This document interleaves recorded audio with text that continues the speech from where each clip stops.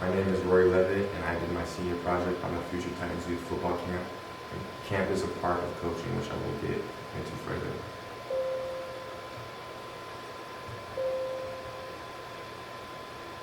The objectives of this presentation are to disseminate what I've learned, discuss the future of athletic coaching, discuss my planning and preparing for the Future Titans Youth Football Camp, discuss my conducting and leading of the Future Titans Youth Football Camp, and discuss key points of athletic coaching taken from my paper.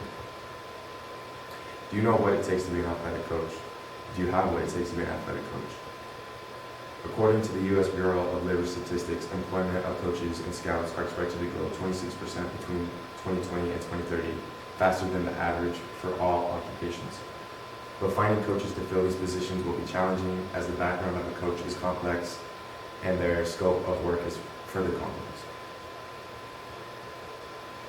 Coaching athletics is more complex than people think, as the coach must not only have fundamental competencies of the sport, but must also know how to motivate and deal with athletes and stakeholders, know and work to legal and ethical standards for coaches in the sport, and must also establish and implement a philosophy for success.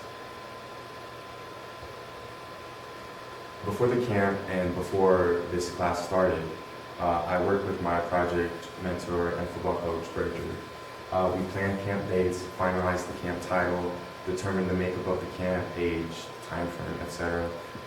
We designed the camp t-shirts. We determined the price of the camp.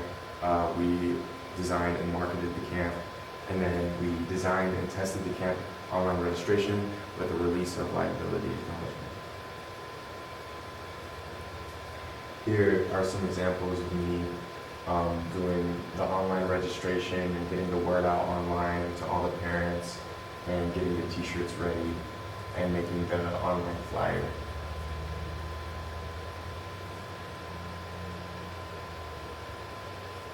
Camp was conducted on July 11th and 12th. Transport equipment and setup and equipment each camp day. Registration or check-in for each of the two camps, K through 4th and 5th through 8th, occurred on the first day before each session started. The 5th through 8th grade camp was conducted each day, July 11th and 12th from 9 to 11 a.m. The K through 4th grade camp was conducted each day, July 11th and 12th from 1:30 to 3 p.m. At the close of each day, the equipment and stations had to be torn down and transferred to appropriate storage. And here's some examples of me setting up the camp before all the campers got there, and doing specific position drills, and setting up all the specific position drills in different places on the field, and doing registration or checking with my coach. So we started the day, we tried to get 10 minutes of stretching, and then after those 10 minutes of stretching, we would do 10 minutes of warm-ups, and then after the 10 minutes of warm-ups, I would have everyone participate in 10 minutes of tackling, because every young football player needs to know how to properly tackle and safely tackle to further their football career. We did a hands drill for the wide receivers, and then we would do a throwing station for the quarterbacks, and then we would do position-specific stations for defensive line, linebackers, defensive backs, offensive line, and then we did a specialist drills, and then to end it off, we did competition. We did a 40-yard dash race with everybody there. We did a punt pass kick competition, and then we would also do one-on-one competitions. And then to end it off, we would do 15 minutes of cool down, where we would implement the stretches and the warm-ups that we did in the morning to cool down. And here's some more examples of me conducting the camp, doing different stations and different drills, and helping everybody out, making sure the camp is going smoothly and that it's going on time.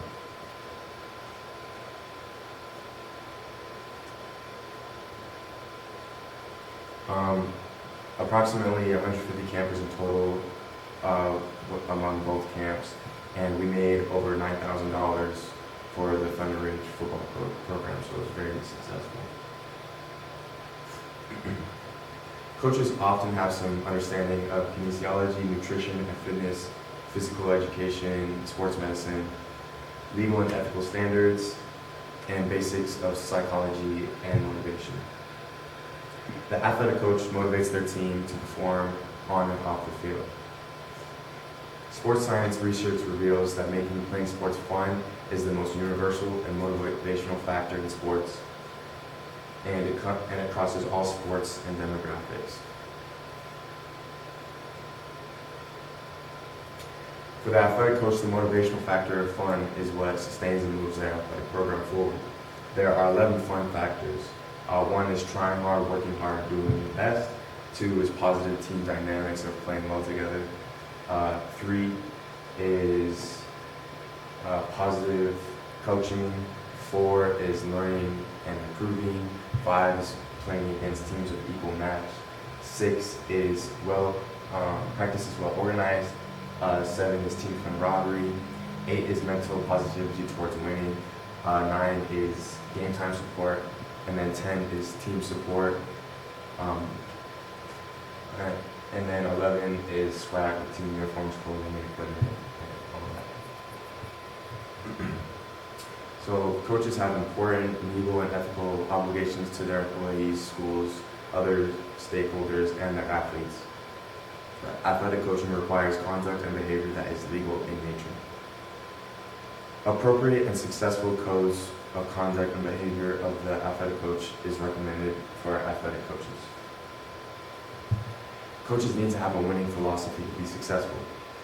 The philosophy of a very successful San Francisco 49er and Stanford coach Bill Walsh looked at his team's disadvantages and worked to turn them into advantages. To have a winning organization, developing people is at the forefront of the organization. The coach must be resourceful and design a football system that is not simplistic but well understood. The game should never come to the point of where players can be blamed. For the team to be more responsive and quicker to the response, training is built around quickness and response on the field. You must provide a format to teach those skills, and then you must receive a commitment from the players to learn those skills. Walsh took more time and was more patient, had a more patient approach with new players. And over time, the coach was able to handle the personnel matters.